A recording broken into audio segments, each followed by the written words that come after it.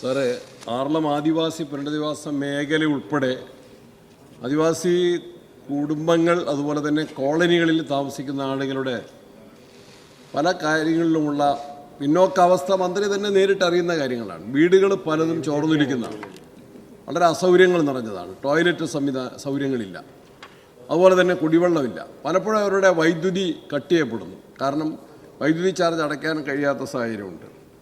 അപ്പോൾ അത്തരത്തിലുള്ള പ്രശ്നങ്ങൾ പരിഹാരമുണ്ടാക്കാൻ വളരെ വ്യക്തമായിട്ടുള്ളൊരു പഠനം നടത്തി ഈ ആവശ്യങ്ങൾ കണ്ടറിഞ്ഞ് അതിന് പരിഹാരം ഉണ്ടാക്കാനുള്ള നടപടികൾ, അതുപോലെ ഇപ്പോൾ പറഞ്ഞ പോലെ അടിസ്ഥാന സൗകര്യങ്ങൾ ഇല്ലാത്ത, റോഡുകളില്ലാത്ത ഒരുപാട് കോളനികളുണ്ട്, അതിനെല്ലാം ആവശ്യമായിട്ടുള്ള ഒരു നടപടി സ്വീകരിക്കുമെന്നതാണ്. Yes minister. സർ, ആറളം ഫാമിന് ഒരു മാസ്റ്റർ പ്ലാൻ തന്നെ തയ്യാറാക്കിക്കൊണ്ട് അവിടെയുള്ള അടിസ്ഥാന സൗകര്യങ്ങളെല്ലാം മെച്ചപ്പെടുത്താനുള്ള നടപടി സ്വീകരിച്ചിട്ടുണ്ട്. ആറളം ഫാമിലെ ഏറ്റവും വലിയ പ്രശ്നം ഉണ്ടായിരുന്നത് വന്യമൃഗശല്യമായിരുന്നു. ആറളം ഫാം തകർന്നതിൻ്റെ പ്രധാനപ്പെട്ട കാരണം അത് തന്നെയായിരുന്നു. അതുകൊണ്ടാണ് 53 കോടിയിൽ പരം രൂപ ചെലവഴിച്ചുകൊണ്ട് ആറളം ഫാമിൽ ആനമതിൽ കെട്ടാൻ വേണ്ടി തീരുമാനിക്കുകയും 3.5 കിലോമീറ്റർ അങ്ങേക്ക് നല്ലപോലെ അറിയുന്നതാണ്, അങ്ങേരയ്ക്ക് അവിടെ പോകുന്നതാണ്. അപ്പോൾ ആ ആറളം ഫാമിൽ ആനമതിൽ കെട്ടിക്കഴിഞ്ഞാൽ പകുതി പ്രശ്നങ്ങൾ പരിഹരിക്കപ്പെടാൻ കഴിയും. മറ്റടിസ്ഥാന സൗകര്യങ്ങൾ വർദ്ധിപ്പിക്കാൻ വേണ്ടിയുള്ള ഇടപെടൽ നടത്തിയിട്ടുണ്ട്. ഈ വീടുകൾ ചോർന്നു പോകുന്നു, വൈദ്യുതി ഇല്ല, അല്ലെങ്കിൽ കണക്ഷൻ വിച്ഛേദിക്കുന്നു എന്നൊക്കെ പറയുന്നത് അവിടെ കൊടുത്ത കുടുംബങ്ങൾ അവിടെ താമസിക്കാത്തൊരു സ്ഥിതിയുണ്ട്.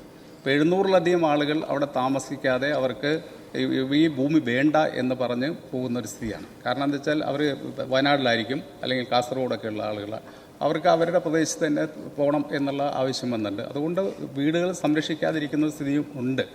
വൈദ്യുതി എല്ലാ സ്ഥലത്തും എത്തിക്കുന്നതിന് വൈദ്യുതി വകുപ്പ് മന്ത്രിയായിട്ട് ചർച്ച ചെയ്തിട്ടുണ്ട്.